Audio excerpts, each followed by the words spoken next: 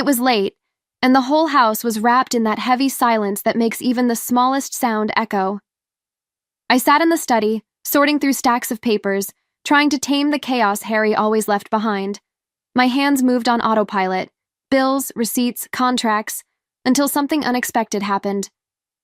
A folded paper slipped out of his briefcase and landed on the floor. I almost ignored it, thinking it was just another invoice, but something in me hesitated. I reached down, smoothed it open, and saw the words at the top. Lease agreement.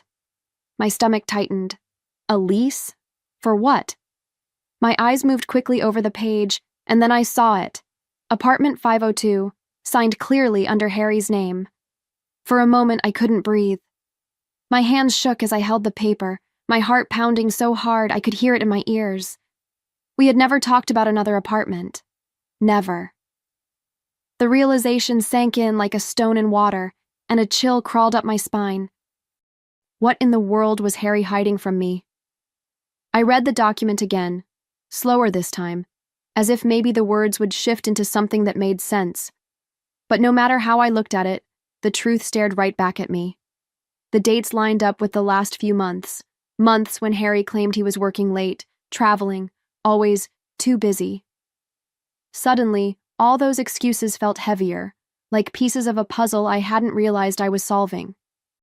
I pressed the paper against my chest, feeling a knot tightening in my stomach. The air in the study felt colder, sharper, like I'd just opened a window in the middle of winter. I whispered his name under my breath, Harry, as though saying it out loud might summon an explanation. But the only response was the sound of the clock ticking on the wall, each second dragging me deeper into doubt. I thought about our marriage, about the way we used to laugh over wine, the mornings we spent rushing to get out the door, even the silly arguments that ended in quiet apologies. Had all of that been real?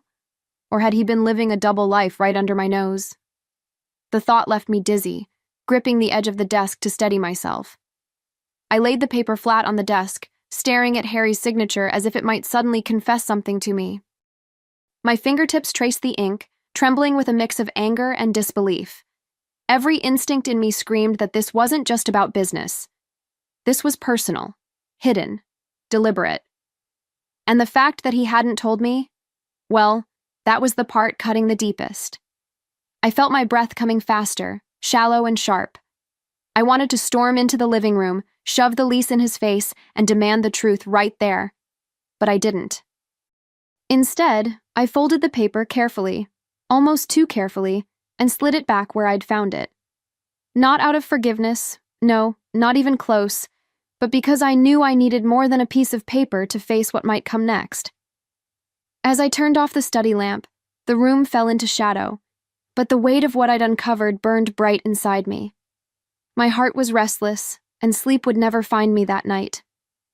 One thing was certain. Tomorrow, at dinner, I'd have to ask him. And I needed to see how he would answer when his own lies stared back at him. The next evening, I set the dinner table with steady hands, though inside I was anything but calm.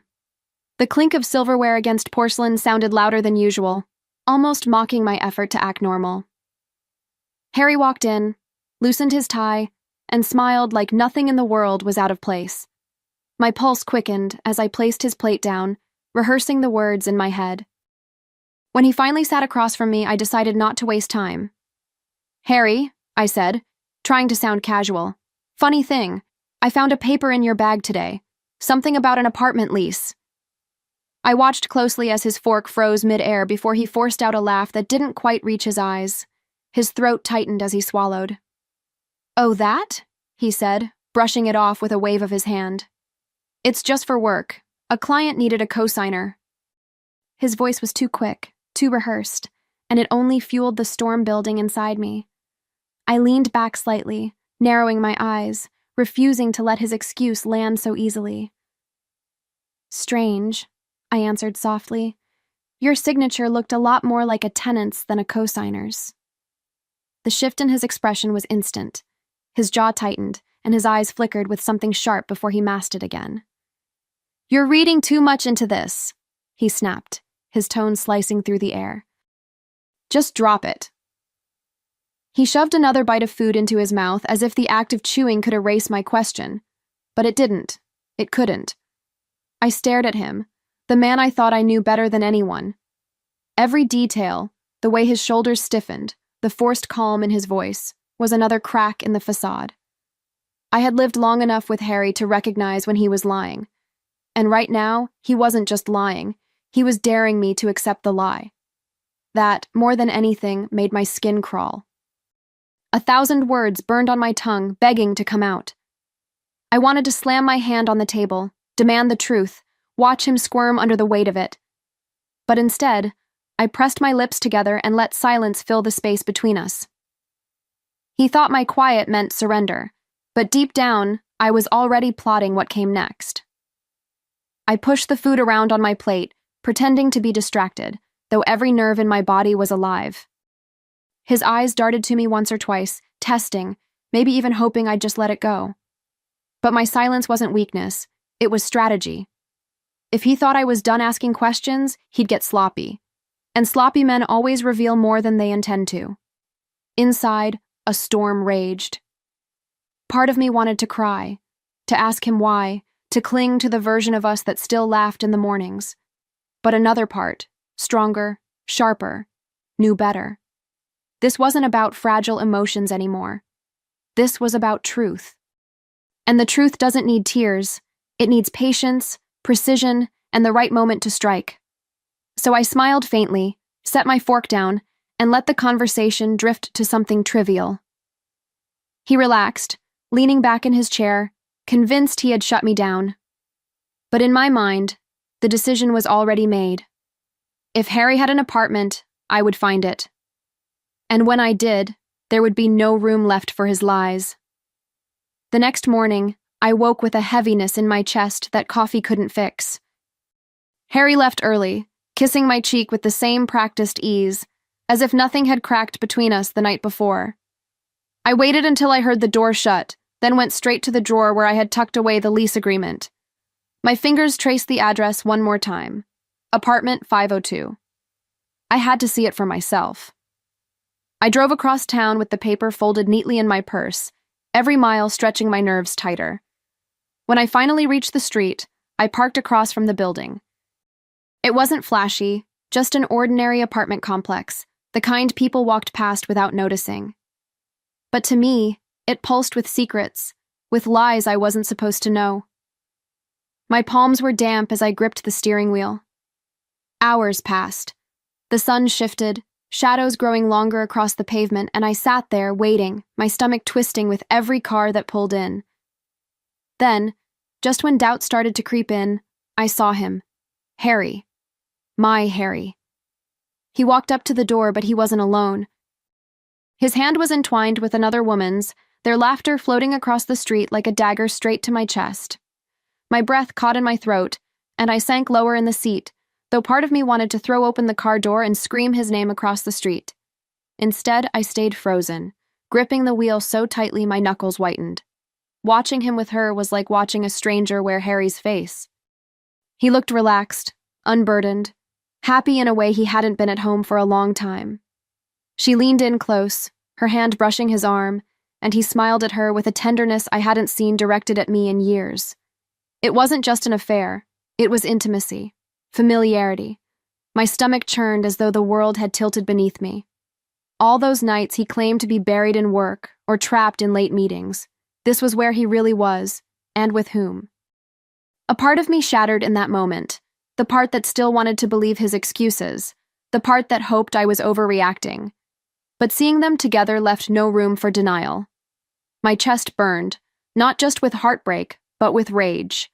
Rage at him for lying, at myself for trusting, and at the cruel reality that my marriage wasn't what I thought it was. I stayed in the car until they disappeared inside, my hands trembling as if they no longer belonged to me. The steering wheel was slick with sweat, my chest tight, each breath shallow and uneven. For a fleeting second, I thought about driving away, pretending I'd never seen any of it. But the image of their fingers interlocked burned in my mind like a brand I couldn't erase. By the time I pulled into our driveway that night, my body felt heavy, drained, like I'd carried a secret across town and back. Harry greeted me casually, his voice light, his demeanor unchanged, as though he hadn't just handed his heart to someone else hours earlier. I answered with silence. A silence so sharp it cut through the room, though he pretended not to notice. Lying in bed, staring at the ceiling, I made a quiet promise to myself. If Harry wanted secrets, I would learn to keep my own. If he thought I would sit quietly in the shadow of his betrayal, he had no idea who he was married to. That night, my plan began to take shape, not in words, but in the steady, burning rhythm of revenge that refused to let me sleep. By morning, my decision was clear. I couldn't face this alone, not anymore. So I picked up the phone and called Clara, the one friend who had stood by me through every storm. My voice shook as I whispered, "I need you tomorrow. I'll show you the apartment. And him." The silence on the other end lasted only a second before she answered firmly, "Say no more. I'll be there." Hanging up, I felt the tiniest flicker of relief. Not because the situation hurt any less, but because I wouldn't be walking into it by myself.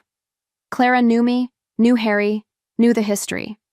If anyone could anchor me while my world tilted, it was her. And deep down, I knew I would need her strength for what was coming next. That night, Harry came home as if nothing had shifted. He poured himself a drink, told me about his day, kissed my cheek. I nodded, listening to his lies dressed up as routine, my face calm while my heart beat like a drum inside my chest. He didn't notice the way my hands stayed folded tightly in my lap. Or maybe he didn't care. Either way, tomorrow would be different. The next day, Clara and I sat in my car across from the building. My pulse thudded in my ears as I stared at the entrance, waiting. Clara's hand rested on mine, steadying me without words. "You're stronger than you think," she whispered, her eyes fixed forward. I gave a tight nod, holding on to that sentence like a lifeline. Minutes stretched like hours. Every car that pulled into the lot made my heart skip, until finally, there he was, Harry. He walked up to the door, his arm wrapped around her, the same woman I'd seen before. They laughed like they were the only two people in the world, their steps perfectly in sync. It was a performance of love, only the audience wasn't supposed to include me. I felt the heat rise in my chest, a mix of fury and clarity. This was my moment, the one where all his lies could no longer hide in the shadows. I opened the car door, my legs steady despite the storm inside me, and started walking straight toward them. Each step was a choice, each breath a promise to myself that I wouldn't let him rewrite my story. When he finally noticed me, his face drained of color. "Isabella," he blurted, his voice cracking with panic. He stepped forward as if to shield her, but I held my ground, eyes fixed on his. "Enjoying your new apartment, Harry?" The words came out cold, steady, sharper than I thought possible. For once, he was the one scrambling for excuses. "It's not what it looks like," he started, his hands raised in surrender. But before he could finish, she cut him off with a roll of her eyes. "Oh, so this is the wife you said was too fragile to leave?" she sneered, her arm still clinging to him. My stomach twisted at her words, but the sting quickly gave way to a surge of power. Now I knew exactly what he told her. I let a bitter smile curl across my lips, not saying another word. My silence was louder than any accusation, and Harry knew it. He shifted nervously, trapped between the life he lied about and the one he had betrayed. In that moment, I didn't need to scream or cry. I just needed to remember this scene, brand it into my mind, because tomorrow I'd begin taking everything back, piece by piece. Back home, the silence felt heavier than ever, but I wasn't broken. I was steady, almost eerily calm, like a storm that had already decided where to strike. I gathered everything, copies of the lease, photos of Harry with her, bank statements that showed money funneled out of our joint account. Each document was another weapon, neatly stacked and ready. When he walked through the door that night, I was waiting at the table. He loosened his tie, expecting dinner, expecting routine. Instead, I slid the papers across the wood, my eyes never leaving his. "Here are the divorce papers," I said quietly, almost gently. His face twisted in confusion, then horror, as he saw the evidence staring back at him. "You can't do this!" he barked, his voice rising, his fists clenched at his sides. But I stayed seated, unshaken.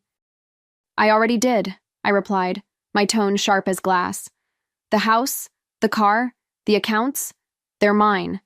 And tomorrow, your employer will see these pictures too. Let's find out how loyal they are to a man who funds secret apartments." His color drained, and for the first time, he looked small. He lunged for the papers, but I pulled them back before his hand could touch them.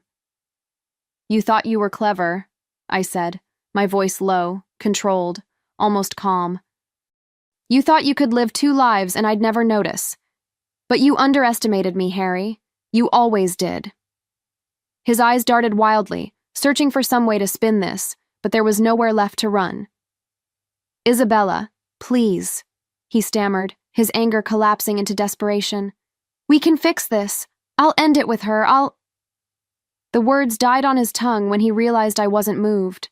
Not even a flicker of softness crossed my face. For years I had bent, compromised, believed his half-truths. But now, his pleas sounded as hollow as the excuses he had whispered night after night. I stood slowly, my chair scraping against the floor, and looked down at him. "You already ended it, Harry," I told him. "Not with her, with me, with us."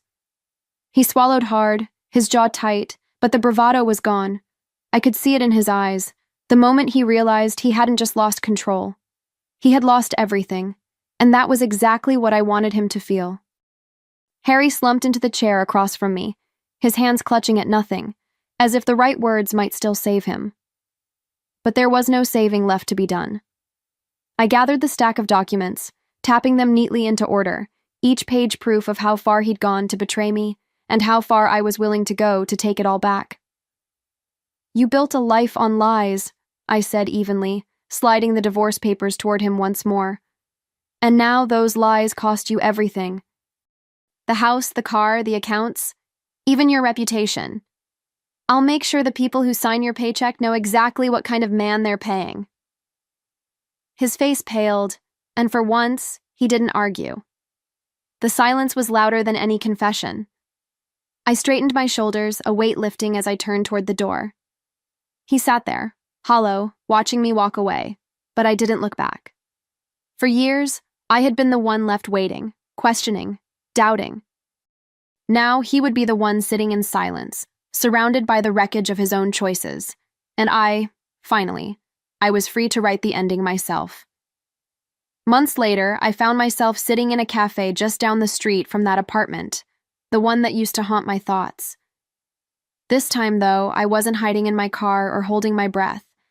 I was simply there, sipping coffee, the sunlight warm on my face, the noise of clinking cups and soft laughter swirling around me like background music. For the first time in years, I felt weightless. Clara slid into the seat across from me, her smile wide, her eyes bright with that unshakable loyalty only a true friend carries. "You look lighter," she teased, leaning her chin on her hand. "Almost happy." I couldn't help but laugh, a sound that came easier than I expected. Happiness. It wasn't just a word anymore. It was mine. I reached into my bag and pulled out the finalized divorce settlement papers, setting them on the table like proof of survival. "Because I am," I said, my voice steady, sure. The woman who once trembled with doubt and fear was gone. What sat here now was someone who had faced the worst, walked through fire and come out stronger. And I had no intention of looking back. Clara leaned forward, her hand brushing mine, her voice soft but firm. "You know, I never doubted you'd come out stronger. You've always had that fire, even when you didn't see it yourself." Her words settled over me like a balm, soothing but also reminding me of the strength I had clawed back piece by piece. For the first time, I believed her. I took a slow sip of my coffee, savoring its warmth, letting it anchor me in this new reality. The past still lived somewhere behind me, but it no longer dictated the rhythm of my days. I wasn't Harry's wife anymore. I wasn't the woman who waited in silence, who whispered questions to empty rooms. I was just me, and for the first time that was enough. The apartment that once symbolized betrayal now felt irrelevant, just another address in a city full of strangers. What mattered was here, now, this moment where I felt my lungs fill freely, my heart beat without fear. Revenge had been necessary, yes, but freedom. Freedom was the gift I hadn't expected, and I intended to cherish every second of it. I looked at Clara, then down at the papers on the table, and felt a steady calm settle into me. "He lost everything chasing lies," I said quietly, more to myself than to her. "And I gained something I never thought I'd have again. Myself." Saying it out loud was like sealing a promise. I wasn't broken. I was whole. Clara raised her cup in a small toast, her grin as wide as ever. "To new beginnings," she said, her voice carrying just enough conviction to make strangers turn their heads. I lifted my cup too, meeting her gaze, and for the first time in a long while, I wasn't pretending. The smile on my lips was real, born from the ashes of what I had endured. As we clinked cups, I felt the final pieces of the past fall away. No more shadows, no more secrets, no more silence. Just me. Stronger, freer, and unafraid to take up space in my own life. Harry's story was over. Mine was just beginning, and this time, I'd be the one writing every word.